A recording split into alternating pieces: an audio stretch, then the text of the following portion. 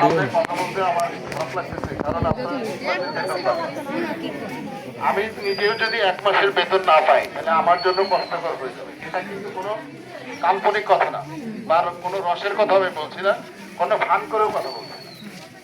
আমি যদি 1 মাসের বেতন না পাই তাহলে আমার জন্য কিন্তু অনেক কষ্ট। সেই হিসাবে বাংলাদেশ ইন্ডাস্ট্রিয়াল পুলিশ, এই শ্রীপুর জোনের ইন্ডাস্ট্রিয়াল পুলিশ আপনাদের পক্ষেই কাজ করবে। দেখেন, আমি হয়তো আমাকে অনেকেই বিশ্বাস করেন নাই যে আমি কিন্তু অলরেডি মালিকের সাথে কথা বলেছি, এবং আপনাদের দুইজনের শ্রমিকের প্রতিনিধি তারাও কথা বলেছে। মালিক আমাকে বলেছে যে ভাই, আমি অনেক টাকা দিয়ে ফ্যাক্টরিটা কিনেছি, ফ্যাক্টরিটা চালানোর জন্যই কিনেছি, আমি এটা বন্ধ রাখলে আমার নিজেরই লস, অনেক টাকা লস।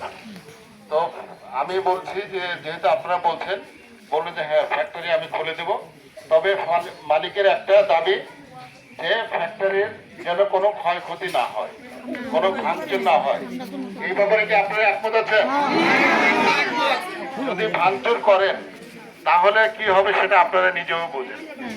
এমনিতে বেতন পান না, তারপরে যদি উপরন্ত মামলা হয় তাহলে মানে আর রাস্তা থাকলেও কষ্ট থাকবে না।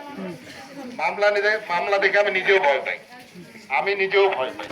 তো এই জন্য আমি বিশ্বাস করি এখানকার শ্রমিক ভাইরা অনেক শান্ত, ভদ্র এবং বিনয়ী। আমি এখানে আসার আগেই আমি এটা শুনে এসেছি। এই জন্য আপনাদের সবার প্রতি আমার অনেক অনেক ধন্যবাদ এবং কৃতজ্ঞতা থাকবে। এই যে সুশৃঙ্খল ভাবে আছে, দেখেন একটা কথাও হচ্ছে না। এটা আমি অন্য ফ্যাক্টরিতে কিন্তু এত সুন্দর পরিবেশ পাইনি। আপনারা সুন্দরভাবে আছেন, আমার কথা শুনছেন, আমি অনেক কৃতজ্ঞ, অনেক আপনাদেরকে ধন্যবাদ। মালিক সাহেবের সাথে আমি আবারও কথা বলবো। কালকে থেকে ফ্যাক্টরি খুলে দেবে, এবং ম্যানেজমেন্টের যে যারা আছে তারা